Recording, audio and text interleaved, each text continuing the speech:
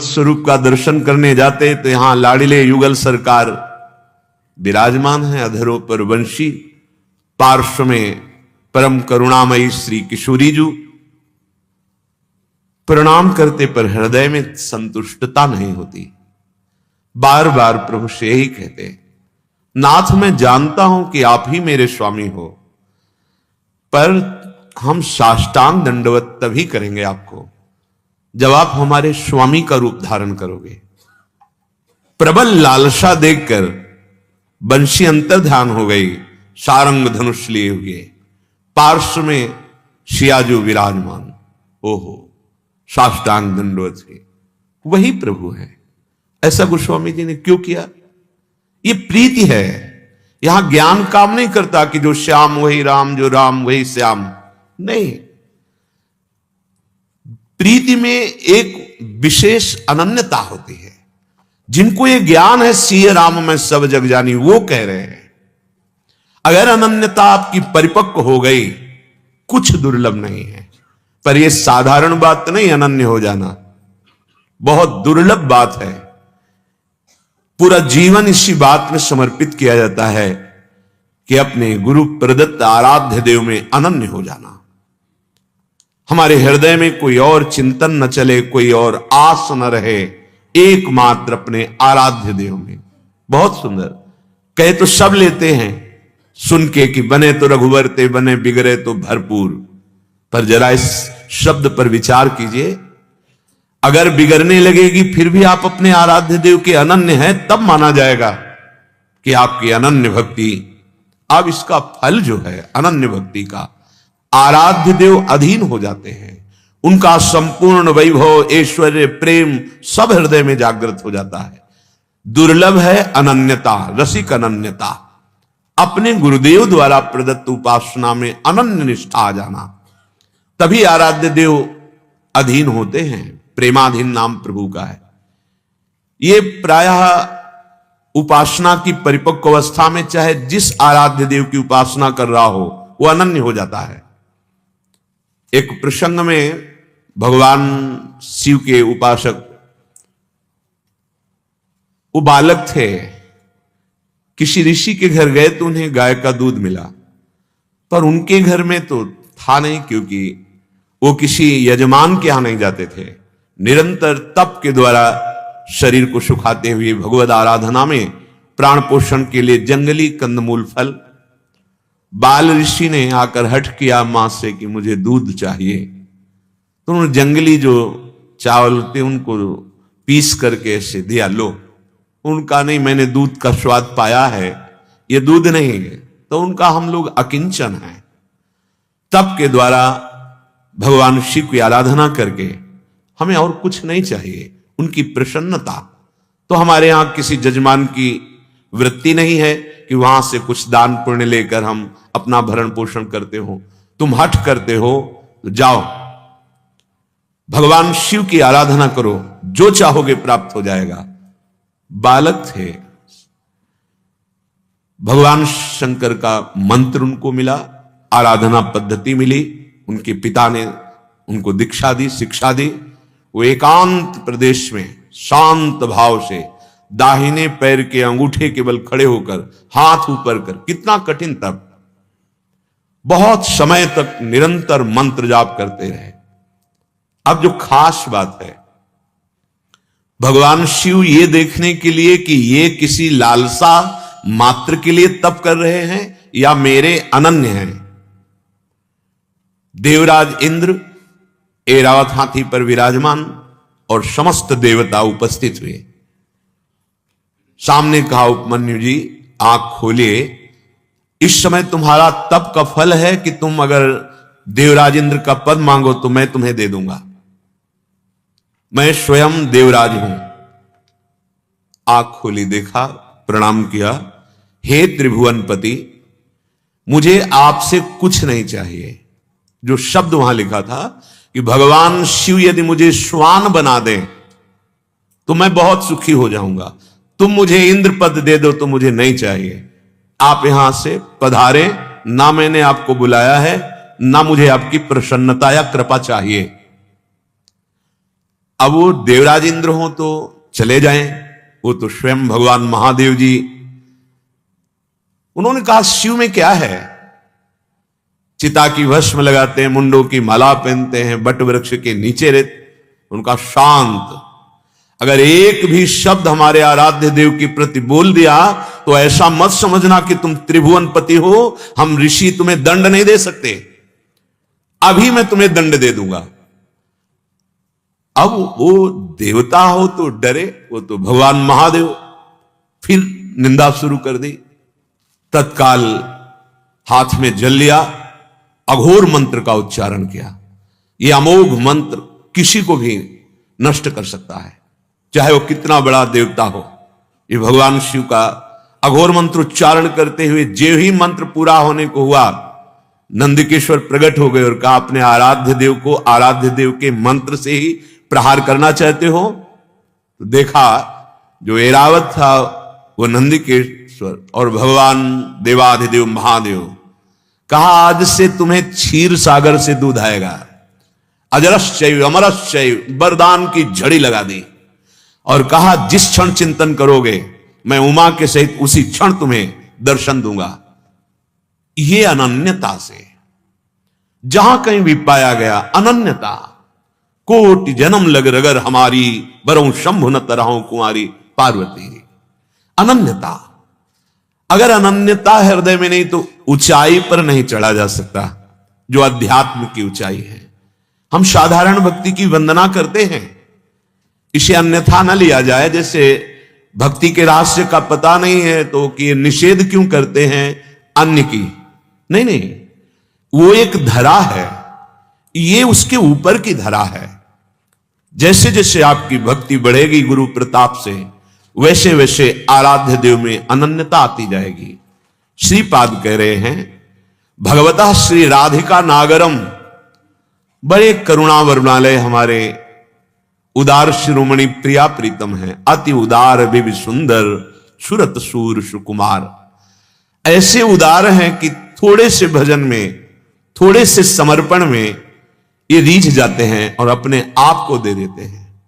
सोचो, जहां संभाव्योपि विरंचि नारद शिव स्वयंभु आद्यर्णय, ईश्वर कोटि के महापुरुषों का भी जिन प्रिया प्रीतम की दिव्य लीला में श्रीअंग सेवा में प्रवेश नहीं है, वहां करुणा करके अपने जैसे अधमों को उन्होंने स्वीकार कर लिया। बड़े उदार, बड़े करुणामय है युगल सरकार। श्रीपाद कह रहे हैं मेरी प्रार्थना मान लो, जैसे मूल में जल चढ़ाने से सब पूरे वृक्ष को प्राप्त हो जाता है, अलग से डाल पत्तों में जल नहीं डालते, ऐसे यदि आप अनन्य होकर के सबके मूल प्रियालाल के चरणारविंद का आश्रय लेकर उपासना करोगे, सुर नर मुनि व्यक्त अव्यक्त दैवी शक्ति अशुभ शुभ ग्रह विनायक सब आप पर कृपा कर देंगे। किसी की सामर्थ्य नहीं कि आपके मार्ग में बाधा खड़ी कर सके। और सच्ची पूछो तो यही चिद चिद लक्षणम सर्वम राधा कृष्णमयम जगत, चेतन अचेतन सब प्रिया प्रीतम ही है। पर ये बहुत आगे चलकर पता चलता है, अभी तो हम हृदय में अनन्यता धारण करें। श्रीपाद कह रहे यदि तुम्हें सदगुरुदेव मिल गए, उपासना मिल गई, हित्वान्य भजसे सुरम तदुदये स्थित्वापि वृंदावने, तुम्हें वृंदावन आने को मिला, सत्संग मिला, कुछ क्षण मिनट दिन जितना आपको धाम का सानिध्य मिला, और गुरुदेव प्रदत्त उपासना में अनन्य ना होकर किसी अन्य चाह की पूर्ति के लिए हित्वान्य भजसे सुरम, किसी अन्य देवी देवता या अन्य किसी का आश्रय, तो बोले तन्नूनम सदनल्प कल्पक तरुर मूले विधायालयम, मानो कल्प तरु प्राप्त हो गया पर उसकी महिमा नहीं जानी, इसलिए कुग्रामानुपगम्य तत् कुजनतो भिक्षा से आप भ्राम्यति, ऐसे नीच पुरुषों के सामने हाथ फैलाते हो जो धर्म रहित पापाचरण युक्त हैं, कुग्रामों में रहते हैं, और कुजन तो जो कुविचार कुकर्म आदि क्रियाओं से युक्त हैं, उनके सामने हाथ फैलाते हो। क्या भाव है? यदि तुम्हें सुरतर कामधेनु चिंतामणि भगवत रसिक अनन्य अली के प्यारी जू के चरणारविंद, प्यारे जू के चरणारविंद का आश्रय गुरु कृपा से मिल गया, श्यामा श्याम का नाम धाम रूप लीला का परिचय मिल गया, और आप इनका आश्रय छोड़कर अन्य किसी व्यक्ति या अन्य किसी का आश्रय कि जो हमारी कामना पूर्ण कर देगा, तो कह रहे हैं मानो ऐसा हो गया कि वो अपने उदर पोषण के लिए कल्पतरु का त्याग करके कुग्राम में जाकर कुकर्म को विचार करने वालों के आगे हाथ फैला रहा है। बड़े उदार प्रिया प्रीतम हैं, मांगने की जरूरत नहीं पड़ेगी। अन मांगे आगे आवेगो जीव पल लागे पल को। स्वामी श्री हरिदास जी महाराज जो महामहिम श्री ललिता जी के अवतार हैं, कह रहे हैं केवल अनन्यता पूर्वक तुम भजन करो, हरि भज छाण न मान नर्तन को, मति बंछे रे मति बंछे तिल तिल धन को, अन मांगे आगे आवेगो जीव पल लागे पल को। बिना मांगे तुम्हारे पास आ जाएगी सुख संपत्ति, यदि तुम प्रिया प्रीतम के अनन्य हो गए, उनका स्मरण करते हो, उनका जप करते हो। श्री सूरदास जी महाराज कह रहे हैं जो मन कबहू को हरि को जांचे। यदि कहीं गुरु प्रताप से तुम्हारे मन में बात बैठ गई कि अब जो चाहिए हा हरि रा राधा, वो श्यामा श्याम से चाहिए, अन्य मुझे कोई दे तो भी मुझे नहीं चाहिए। ये बहुत बड़ी बात है, ये बहुत बड़ी सिद्धि है भक्ति की, अपने आराध्य देव के अनन्य हो जाना। बहुत इसमें दुलार मिलता है आराध्य देव का, वही सब रूपों में है। जैसे हरिराम व्यास जी कहते हैं राधा वल्लभ ध्याई के और ध्याइये कौन, व्यासे देत बने नहीं बरी बरी प्रतिलोन। जैसे हम पकौड़ी बनाते हैं तो पूरे फेंट में नमक डाल देते हैं तो हर पकौड़ी में पहुंच जाता है, एक एक पकौड़ी में नमक नहीं मिलाते। ऐसे ही संपूर्ण सृष्टि एकमात्र सच्चिदानंद प्रभु एक हम बहुत श्यामा, मैं एक बहुत रूपों में हो जाऊं, वही है। तुम्हें यह नहीं डरना कि कोई देवता नाराज हो जाएगा या कोई भगवत स्वरूप नाराज हो जाएगा, नहीं। अगर हम प्रभु की उपासना कर रहे तो सब हम पे प्रसन्न। गोस्वामी जी कहते जा पर कृपा राम की हुई, ता पर कृपा करे सब कोई। आन प्रसंग उपासन छाड़े, मन बच क्रम अपने उर साचे। जो मन कबहू को हरि को जांचे। अगर आपको चाहिए, वैसे आपको हृदय की बात बताएं, प्रभु से मांगने की जरूरत नहीं है, सर्वज्ञ हैं, उनको सब पता है। जैसे एक छोटे बच्चे का मां ख्याल रखती है, किस समय क्या इसको पवाना है, किस समय क्या पहनाना है, किससे बचाना है, किससे इसका मनोरंजन करना है। भगवान का एक नाम है जनमन रंजन, अपने भक्त को आह्लाद प्रदान करने वाले। ये विश्वास कर लो, मांगने की जरूरत ही नहीं। पक्का आपके विश्वास में कमी, इसलिए आप मांगते हैं, मांगने की जरूरत नहीं। कई बार ये देखा है, यहां बात पीछे आती है, व्यवस्था पहले होती है। यहां मांग बाद में आती है, व्यवस्था पहले हो जाती है। लौकिक वस्तु की, पारलौकिक वस्तु की नहीं, चिदानंद वस्तु की।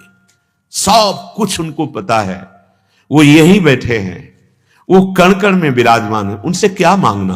पर यदि तुम्हारा मांगना ही स्वभाव है तो एक अनन्य होकर अपने आराध्य देव से मांगो और इंतजार करो, उनका हर विधान आपके लिए मंगलमय होगा। जैसे छोटा बच्चा गंदी वस्तुओं से खेलना चाहता है तो मां उसके रोने पर ध्यान नहीं देती और बलात् उसको खींचकर उससे उसका मंगल होने वाला है इसलिए हटा देती है। ऐसे ही मेरे कृपालु प्रभु हैं। आप अन्यथा न सोचिए कि आपने ये बात मांगी और प्रभु ने पूरी नहीं की। सच्ची मानिए, अगर वो पूरी कर देते तो बड़ा मंगल हो जाता। वो मंगल भवन है, बड़ी कृपा की। आपको लगता है कि कैसे मंगल हो जाता, मेरा ये काम बन जाता, लेकिन आप अल्पज्ञ हैं, प्रभु सर्वज्ञ हैं। अनंत माताओं जैसा प्यार रखने वाले प्रभु हमारी बात यदि पूरी नहीं कर रहे तो उसमें परम मंगल छुपा हुआ है। आन प्रसंग उपासन छाड़े। जितने महापुरुष उच्च कोटि के हुए हैं, तो क्या हम किसी का विरोध करते हैं, किसी की निंदा करते हैं, किसी की अवहेलना करते हैं? नहीं, सब में मेरे प्रभु विराजमान है, सबका आदर है, सबको प्रणाम। पर हमारी आस, हमारा विश्वास, हमारा बल जो गुरुदेव ने नाम रूप दिया है उसी पे रहेगा। सब में वही है, इसलिए सबसे आदर होगा। सबको सुख पहुंचाने की बात हृदय में होगी, पर हमारे हृदय का विषय होगा जो गुरु प्रदत्त उपासना है, जो नाम, जो मंत्र, जो आराध्य देव का रूप, जो धाम, जो लीला, उसी में अनन्य। आन प्रसंग उपासन छाड़े, मन ब्रज कर्म अपने उर साचे। हृदय में सच्चा भाव आ जाए, अब जो कुछ होगा प्रियालाल से होगा, चाहे नरक मिले, चाहे स्वर्ग मिले, दुख मिले, चाहे सुख मिले, मुझे कोई परवाह नहीं। इसे प्रीति कहते हैं। ये जो प्रेम मार्ग है, इसमें स्वसुख वांछा का त्याग करने पर ही आगे बढ़ा जाता है। जब आप अपने सुख की परवाह नहीं करेंगे तो प्रभु आपके सुख की परवाह करेंगे। जब लड़का सयाना हो जाता है और अपनी चिंता करने लगता है तो माता पिता निश्चिंत होने लगते हैं, चलो तुम चलने लायक हो गए हो, देखो आप। और जब छोटा था, अपनी चिंता उसको नहीं थी, ना हित की ना हित की कोई ज्ञान नहीं था, तो माता पिता का चिंता का वो विषय बनता है। यही बिल्कुल ऐसे ही जब छोटे भाव में आप आ जाओगे, तृणादपि सुनी चेन, और प्रभु में आत्मसमर्पण, तो सच्ची मानिए स्वप्न में भी दुख नहीं होने देते। अगर कोई संयोग वशात भयावह स्वप्न आ गया तो वहां भी आप बचाते हैं, स्वप्न में भी दुख नहीं होने देते। सच्ची मानिए, आप एक बार विश्वास हृदय से कर लीजिए, मन से, वचन से, कर्म से एक नाम रूप पकड़ लीजिए जो गुरुदेव ने दिया है, रंग आ जाएगा। निश दिन श्याम सुमिरी जस गावे, कल्पन मेटी प्रेम रस माचे, प्रेम रस माचे। जो रात दिन एकमात्र अपने आराध्य देव के अनन्य हो जाता है, फिर उसकी हृदय की स्थिति ऐसी होती है, वो व्यवहार सब करता है पर उसको कुछ अच्छा नहीं लगता, क्योंकि ये दुखालयम में अच्छा लगता है अज्ञान के कारण। देखो, जब ये बात दिमाग में आती कि मरना है, होश खराब हो जाएंगे, और मरना है, अचानक मृत्यु हो जाती है, कोई ना कोई घटना घटती है, शरीर छूट जाता है। शरीर छूट जाता है तो सब छूट जाता है। तो हम आए किस लिए थे यहां, कमाया क्या, सब छूटने वाला, सब व्यर्थ। बस अरुचि पैदा होने लगती है। अरुचि पैदा होने पर ऐसा नहीं कि वो छोड़कर कहीं गुफा में जाता है, नहीं, ममता आसक्ति रहित होकर बर्ताव करता है और हर क्षण प्रभु का स्मरण शुरू हो जाता है। पता नहीं कौन सी श्वास आखिरी हो, नाचते हुए गाते हुए जा रहे हैं, दीवालगिरी सबके सब मर गए। बड़ी विचित्र मृत्यु की चाल है, समझ में नहीं आ रहा। बड़ी मस्ती से गाड़ी में जा रहे हैं, गाना बज रहा है, एसी की गाड़ी है, ऐसी घटना घटी, सब उसी भस्म हो गए, जल गए। मस्ती से नाच रहे हैं, दिल फेल हो गया, गिर गए। बात कर रहे हैं, भोजन करने जा रहे हैं, कब कहां कैसे, एक कवल भी नहीं खाने दिया, चलो तुम्हारा काम खत्म। कैसे रुचि करे इस संसार में, कैसे हम आनंदित हों प्रकृतिजन्य भोगों को भोग करके। हृदय में दाह पैदा हो जाएगी कि अरे मुक्त होने के लिए आया हूं, सत्य की प्राप्ति के लिए आया हूं, इस असत्य में नहीं। निशिदिन श्याम सुमिर जस गावे, जो रात दिन अपने आराध्य देव का अनन्य होकर उन्हीं का नाम जप करता है, उन्हीं की लीला गायन करता है, तो सारी कल्पनाएं नष्ट हो जाती हैं। कल्पना, ये रुपया मिल जाए सुखी हो जाऊंगा, ये शरीर मिल जाए सुखी हो जाऊंगा, ये पद मिल जाए सुखी हो। एक एक रुपया जोड़ता रहता है, चुरा चुरा के रखता रहता है, और ऐसी विचित्र माया की गति है कि सब का सब अपहरण हो जाता है। एक सिक्का ना साथ जाता है ना प्रयोग कर पाता है। बड़ी विचित्र बुद्धि की दशा है। अरे सावधान, यहां जो भी है सब यही रह जाएगा। हम ये नहीं कह रहे कि आप भाग पड़ो, अंदर से भाग पड़ो प्रभु की शरण में। ये कल्पनाओं में, कल्पनात्मक भोगों में आज तक विश्राम नहीं मिला, पूरे जीवन कर लो, नहीं विश्राम मिलेगा। विश्राम तो प्रियालाल के चरणार बिंद में है, इनके निरंतर नाम जपने में है। सबसे प्रेम करो, सबकी सेवा करो, खूब धन कमाओ, मेहनत पूर्वक, धर्म पूर्वक, और परिवार आदि की सेवा में, भगवत सेवा में, पशु पक्षियों की सेवा में। देखो आपका हृदय भी आनंदित हो जाएगा।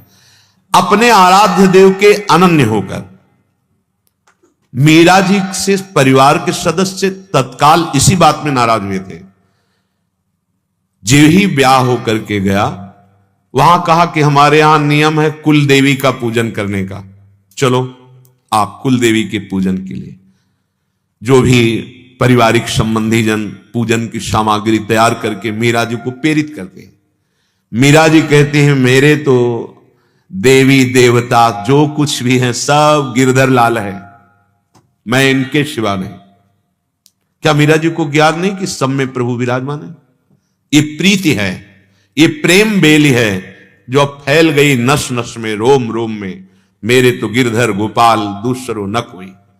बहुत सबने विरोध किया कि ये हमारे कुल की रीति है, आप हमारी कुल देवी का पूजन नहीं करेंगे। नहीं, ये ऊंची भक्ति की बात कह रहा हूं, साधारण नहीं। साधारण में आप हार जाएंगे। एक स्थिति होती है, अनन्य स्थिति होती है, उसमें दूसरा कुछ अच्छा नहीं लगता। मीरा जी ने जब ना पूर्ण रूप से कर दिया तो उनकी जो ननंद थी वो वैधव्य को प्राप्त थी, विधवा, उन्होंने कहा कि तुझे तो चलना पड़ेगा पूजन करने, चाहे जबरदस्ती। तो बोले आपने पूजन किया था कुल देवी का, फिर आपका सुहाग क्यों नहीं? और उसी दिन से वो वही विरोध ठान लिया कि इसको नष्ट करना है। भला भक्त का कौन बाल बांका कर सकता है? अपने भाई के साथ मिलकर न जाने कितने षड्यंत्र किए। आराध्य देव की अनन्यता। हमारे रसिक अनन्यमाल में एक चरित्र आता है, वो संतों के दर्शन के बहुत ही प्यासे रहते थे। यद्यपि वो वृंदावन के अनन्य थे, प्रिया प्रीतम के अनन्य थे, पर संत दर्शन की प्यास ये प्राय प्रेमी महाभागवतों में होती है। संतों में नहीं देखा जाता कि किस संप्रदाय के हैं, किस भगवान के उपासक हैं। सबकी चरण रज, सबकी वंदना, क्योंकि मेरे प्रभु के उपासक प्रेमी जन हैं। वो संत दर्शन के लिए जा रहे थे तो रास्ते में देखा एक गाय के ऊपर सिंह हावी होने वाला था, क्योंकि उसका आहार है। निरंतर भजन में डूबे रहते थे। उन्होंने भगवान का स्मरण करते हुए कि हर जीव पर भगवान है, सिंह से हाथ जोड़कर प्रार्थना की कि प्रभु मेरे सामने आप ऐसा नहीं कर सकते, मैं आपका आहार बन जाऊंगा, लेकिन मेरे सामने आप गाय को मत खाइए। आप पशु नहीं, मैं जानता हूं, आप इनमें विराजमान हो, मेरी बात सुनो, मेरी प्रार्थना मानो। जैसी हम भावना करते हैं वैसा ही हमें अनुभव होता है। सिंह रुक गया और कहा तुमसे हमारा पेट नहीं भरेगा, बूढ़े हो, मांस भी इतना नहीं है और मैं बहुत भूखा हूं। तो उनका आप कुछ समय के लिए रुक जाइए, मेरा जवान बेटा है, मेरा बेटा और मैं, यदि दोनों आपका आहार बन जाऊं तो आपका पेट निश्चित भर जाएगा, पर आप गाय को नहीं खाएंगे। मैं भगवान को साक्षी करके कहता हूं, अभी गया अभी लेके आया अपने बेटे को, पर आप प्रहार नहीं करेंगे, आप इस गाय का आहार नहीं करेंगे। दौड़ते हुए गए, घर गए। देखो मां भागवत का पुत्र कैसा, कहा बेटा एक सिंह बलात् गाय का आहार कर रहा था, मैंने उससे रोक दिया कि मैं आहार बनूंगा। उसने कहा आपके शरीर से मेरा पेट नहीं भरेगा, हाँ मेरे बेटे से भर जाएगा, तो मैंने वादा किया है, तुम चलोगे? उन्होंने कहा पिताजी ये तो मेरे जन्म लेने का परम लाभ हो गया कि पहली बात आपकी आज्ञा का पालन, और दूसरा गौ की रक्षा के लिए अपने प्राणों का बलिदान कर देना। देखो कैसा हमारा भारत के ऋषियों का गृहस्थ धर्म आज क्या है। इतना भी अधिकार पुत्र नहीं समझते कि हम अपने जीवन को माता पिता की आज्ञा के अनुसार चलावें, या अपने जीवन की बात उनके सामने रखें और उनकी अनुमति या आज्ञा के बिल्कुल कोई अधिकार ही नहीं देते। मनमानी आचरण, पुत्र भी चल दिया, पिता भी। ये भगवान के जो भक्त जन हैं वो अपने वचन नहीं झूठे होने देते, क्योंकि सत्य ही भगवान का स्वरूप है। वहां पहुंचे, सिंह ने भारी गर्जना की, सर झुका दिया, प्रभु ये जीवन आपका आहार है, आप गर्जना ना करो, आओ और पालो। बैठ गए दोनों पिता पुत्र। कुछ देर हुई, न गर्जना और न आक्रमण, तो दृष्टि दी, चतुर्भुज रूप धारण किए हुए भगवान नारायण श्री हरि। ऐसे देखा, कहा नहीं नहीं नहीं, आप यदि हम पर प्रसन्न हैं तो राधा वल्लभ लाल के रूप में, प्रिया प्रीतम के रूप में। प्रभु आप जानते हैं मेरी रति कहां है, तो मेरे नेत्रों को सुख, मेरे हृदय को सुख तभी जब आप गलबहियां दिए हुए निकसी कुंज ठाढ़े भये भुजा परस्परम। क्या उनको ज्ञान नहीं कि वही हरि है? कोई इतना भी अंतर नहीं, लेकिन नेत्रों को सुख नहीं पहुंचा। तत्काल देखा कि भगवान का चतुर्भुज रूप अंतर्ध्यान द्विभुज मुरली मनोहर प्रियाजू के साथ। अनन्यता। एक प्रसंग आता है ब्रज लीला का, गोपीजनों के साथ भगवान मधुर वार्ता कर रहे थे और किशोरी जू लालजू महाराज के नेत्रों में नेत्र परस्पर मिले और कुछ एकांतिक वार्ता करने की चाह प्रकट हुई लालजू के हृदय में। प्रेमियों की वार्ता नेत्रों से होती है, मुख से वाणी से तो कभी कभी नहीं, नेत्रों से बात होती। हो गई बात नेत्रों से। प्रभु मिलन की प्रबल लालसा से गोपियों के मध्य से अंतर्ध्यान हुए। ब्रज लीला के अंतर्गत, हमारे निकुंज लीला में ऐश्वर्य का प्रवेश नहीं, इसलिए अंतर्धाम शब्द नहीं आता। यहां तो एक पलक झपकने के लिए भी युगल सरकार भी लग नहीं होते। कहा कहो इन नैनन की बात, ये लिप्रिया बदन मुझ रस अटके अनत न जात। जब जब रुकत पलक संपुट लट अति आतुर अकुलात, लंपट लव निमेश अंतरते अलप कलप सत्सात।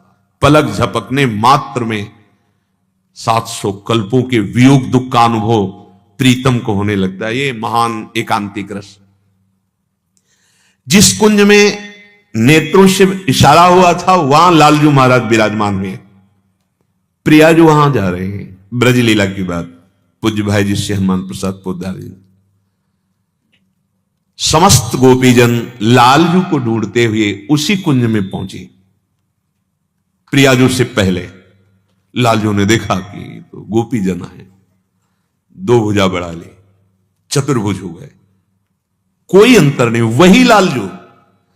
गोपीजनों ने देखा, उनकी हृदय का प्रेम नहीं उमड़ा, नमस्कार किया और कहा हे भगवान नारायण, मेरे प्राण वल्लभ श्याम सुंदर यहीं कहीं किसी कुंज में आपने देखा है क्या? बस कुछ ऐसे चल दी, एक क्षण भी नहीं रुकी। अनन्यता को देखिए, वही प्रभु दो भुजा बढ़ा लिए। प्रीति का बहुत अनन्य स्वरूप होता है, ये प्रेमी जानता। प्रेम भक्ति चरम सीमा की। साधारण भक्ति तो जागृत नहीं हुई तो आप कटाक्ष करेंगे, आप तर्क करेंगे, क्योंकि आपकी स्थिति नहीं। प्रेम में एक बहुत विशेष अनन्यता होती है। महाप्रभु चैतन्य देव के परिकर में, उनका मुरारी दास ऐसा कुछ नाम था, वो राम भक्त थे, राम जी की निरंतर, और महाप्रभु की संगोष्ठी में बैठते थे। एक दिन विनोद में महाप्रभु ने कहा कि हम सब कृष्ण प्रेमी जन हैं, यद्यपि कृष्ण ही राम है, राम ही कृष्ण है, पर जब एक सब परिकर बैठते हैं और कृष्ण चर्चा होती तो आप भी कृष्ण प्रेमी बन जाओ ना। कहा जैसी आपकी आज्ञा प्रभु। अब वहां से जब हटे तो बार बार चिंतन राम जी का। दौड़ कर आए, प्रभु के चरणों में गिर गए, बोले प्रभु प्राण निकल सकते हैं पर राम जी को नहीं छोड़ सकते। बहुत दुलार किया, बोले यही देखना चाहते थे आपकी अनन्य भक्ति का क्या स्वरूप जागृत हुआ है।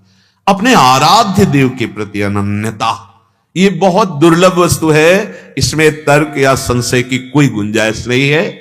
कह रहे हैं आन प्रसंग उपासन सारे, यदि आपको प्रेम रस में डूबना है, आप देख लीजिए परमहंस श्री रामकृष्ण जी महाराज मां में ही सब दर्शन पा गए थे। काली मां में वो कृष्ण के दर्शन, राम के दर्शन जो चाहते, क्योंकि वही एक तत्व है, दूसरा कोई नहीं। पर जहां लगे बस अनन्य हो जाए, ये बहुत जोर की बात है, पर बिना गुरु कृपा की बात समझ में नहीं आती है। यह व्रत धरे लोक में विचरे, सम करि गने महामणि कांचे। यद्यपि हमको इसी मृत्यु लोक में रहना है, हमें व्यवहार करना है, सबसे प्रीति का व्यवहार करेंगे। आराध्य देव की कृपा, आराध्य देव की आशा के सिवा हमारे लिए मिट्टी का ढेला और सोने की थपिया बराबर। मतलब क्या भाव आपका? अगर कोई हमें बहुत संपत्ति, ऐश्वर्य और सुख देना चाहता है और मेरे आराध्य देव से विमुख है, तो मुझे नहीं चाहिए, मुझे आराध्य देव से चाहिए। सम करि गने महामणि कांचे, क्या कांच क्या मणि नहीं, हमें मिल गए इंद्रनील मणि, अब इनको नहीं छोड़ने वाले। ये हृदय की बात, इसका बिल्कुल सरल रूप देख लीजिए। एकादशी स्कंद में कहते त्रिभुवन की राज्य लक्ष्मी मिलने पर अगर कहा जाए कि आप आधे पल के लिए अपने आराध्य देव का नाम छोड़ दो, स्मरण छोड़ दो, तो जो नहीं छोड़ता वही महाभागवत अनन्य। त्रिभुवन की राज्य लक्ष्मी, हमारी आपकी दशा क्या है देख लीजिए। शीत उष्ण सुख दुख नहीं माने, हानि लाभ कछु सोच न राचे। जो मन कबहू को हरि को जाचे। सर्दी गर्मी, मेरा जीवन केवल प्रभु के लिए है। अब इस जड़ शरीर में कि सर्दी है तो हमारी ये साधना रुक जाए, हमारी उपासना रुक जाए, या गर्मी है, नहीं। देखो यहां तो सब सुविधाएं हैं, गंगा किनारे, हाँ, कभी जीवन में सब भीषण सर्दी, कई कई दिन धूप ही के दर्शन नहीं होते, ना कंबल ना स्वेटर, ये सब। और आग तो गांव में मिलती, गंगा किनारे कहां आग है। और सन्यास में आग का निषेध सेकना, और उदर की आग जरूर बढ़ती थी, जठराग्नि, पर भरपेट भोजन भी नहीं। लक्ष्य केवल एक, कैसे प्रभु को मैं जानूं, कैसे उस तत्व को जानूं जो हमारा आत्मस्वरूप है। बस लक्ष्य में इतनी ताकत है, हर कष्ट, कभी कष्ट ही नहीं लगा। जिनका लक्ष्य भगवत प्राप्ति नहीं होता ना, उस अनुकूल परिस्थिति में तो दिनचर्या चलती है, प्रतिकूल में नहीं चल पाती। वो अनन्य प्रेमी नहीं है। अनन्य प्रेमी के हृदय में कोई भी त्रिभुवन का विघ्न बाधा नहीं पैदा कर सकता। सच्ची मानिए, कोई कष्ट परास्त नहीं कर सकता। शीत उष्ण, सर्दी गर्मी, सुख दुख, चाहे अनुकूल परिस्थिति हो चाहे प्रतिकूल परिस्थिति हो, शरीर स्वस्थ हो या अस्वस्थ हो, पीड़ा सहित हो या पीड़ा रहित हो, बिल्कुल बिल्कुल ये जन्म हमें अब धोखे में नहीं डालना है। विश्राम आराम नहीं अब हमारे जीवन में। राम काज की नहीं बिनु मोई कहां विश्राम। अरे जाको मन लागो नंद लाल ही, ताही और नहीं भावे हो। समझ लीजिए, जौले मीन दूध में डाले बिनु जल नहीं सच पावे हो। मछली जल से प्रेम करती है, उसे गाय के दूध में डाल दो मर जाएगी, क्योंकि वो जल से प्रेम करती है। जल से तो श्रेष्ठ ही है दुग्ध, पर नहीं, उसका जीवन केवल जल है। जाको मन लागो नंदलाल ताहे और नहीं भावे हो। गर्मी है कि सर्दी, सुख है कि दुख, लाभ मिला या हानि, मान मिला या अपमान, इसकी कोई परवाह नहीं। ये जन्म प्रभु के लिए। ये हम प्रेमी की बात कह रहे हैं, फिसड्डी की बात नहीं कर रहे, कायर की बात नहीं कर रहे। ये सूरवीरों का मार्ग है। अगर हम कहीं किसी भी परिस्थिति में अपनी दिनचर्या में बाधित हो रहे हैं, तो हमारा लक्ष्य नहीं है प्रभु। हमारी दिनचर्या तभी बाधित हो सकती है, नहीं, पूरे जीवन का संतों का देखा गया है। टाइम समय उनका एकदम फिक्स है, 1 मिनट के लिए भी अंतराय नहीं होना चाहिए, तब विजय प्राप्त होती है। नींद पर, भूख पर, काम पर, क्रोध पर, हर विषय पर चैन से सोना, ये विषय भोग निद्रा हंसी जगत प्रीति बहुबात, नारायण हरि भजन में पांचों न सुहाग। बस इंद्रियों को थोड़ा विश्राम, बस फिर रात दिन। जैसे एक लोभी आदमी धन कमाता है, ऐसे जिसका लक्ष्य बन जाता है प्रभु की प्राप्ति, वो भजन कमाता है। सब कार्य करते हुए भजन। ये तो बात हटा दीजिए कि भजन करने का मतलब हम एकांत भाग कर चले जाएं। नहीं नहीं, एकांत कहां भाग के जाओगे, अंदर तो सारे विकार बढ़े। अपने कर्तव्य का पालन करते हुए भजन करो, उच्च अवस्था प्राप्त हो जाएगी, भागने की जरूरत नहीं। पर इतनी हिम्मत रखिए, यही तपस्या है। गर्मी हो या सर्दी, आपका समय लेट नहीं होना चाहिए, समय में बाधा नहीं पड़नी चाहिए। आप उसी समय उसी। अब आप सोचो, जब भीषण सर्दी पड़ती तो गंगा जी को स्पर्श करने की हिम्मत नहीं होती, और उस समय त्रिकाल स्नान, शरीर का कांपना ही बंद नहीं होता। जब कभी सूर्य भगवान, तो फिर किसी ऐसी कगार पे बैठकर जहां हवा न लगे तब सेक लगती शरीर की। अगर बहुत सर्दी लगती तो गंगा जी में खड़े हो जाओ तो ऊपर का कुछ हाथ पानी वो ठंडा होता है, फिर नीचे का गर्म। बस इससे जीवन को सौंप दो भगवान के हाथ में। ये जड़ शरीर है, इसको जितना आराम दुलार करोगे आसक्ति बढ़ती चली जाएगी। नहीं, ये देखो सच्चाई समझ लो, जितना इसे प्यार करोगे उतना ही धोखा मिलेगा आपको, क्योंकि ये और फंसाता चला जाएगा। उचित, आप में इतनी सामर्थ्य, उचित वस्त्र, उचित भोजन और खूब अपने कर्तव्य कर्म का पालन। जिसकी दिनचर्या में ऋतु का प्रभाव पड़ जाता है, सुख दुख का प्रभाव पड़ जाता है, मान अपमान का प्रभाव, निंदा प्रशंसा का प्रभाव, वो साधक उत्तम साधक नहीं। 4 लोगों ने वाह किया तो तुम्हारी दिनचर्या ठीक चल रही, और 4 लोग निंदा करने लगे तो उदास होकर तुम्हारी दिनचर्या टूट गई। नहीं, लोग चाहे वाह बोले या हमें गाली दें, हमारी दिनचर्या पे फर्क नहीं। चाहे सुख मिले या दुख, हमारी दिनचर्या पे फर्क नहीं। लाभ हो या हानि, हमारी दिनचर्या पे फर्क नहीं। गर्मी हो या सर्दी, वर्षा हो, कोई ऋतु हो, हमारी दिनचर्या पे फर्क नहीं।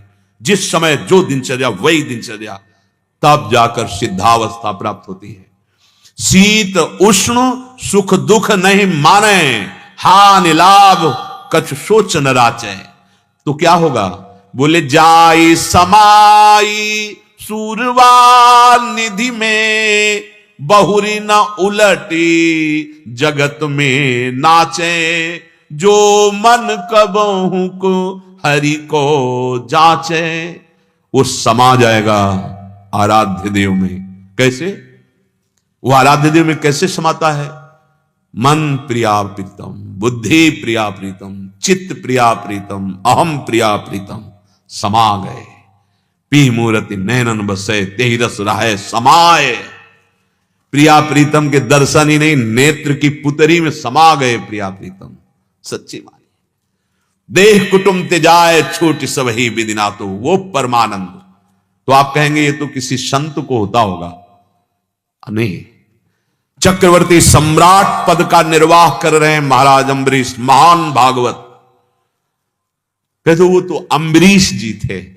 नहीं तो जो भक्ति अम्बरीश जी को इतनी ऊंचाई पे पहुंचा दी, तो आप भी भगवान के अंश हैं, अम्बरीश जी भी भगवान के अंश। आप में भी भगवान ने वही नाम जपने की सामर्थ्य दी, वही भक्ति करने की। अगर आप नाम जप करें, वैसे ही भक्ति करें, तो जो अम्बरीश जी में वही आप में। सच्ची मानिए, भगवान का अंश समान होता है, उसमें कुछ बड़ा छोटा नहीं होता।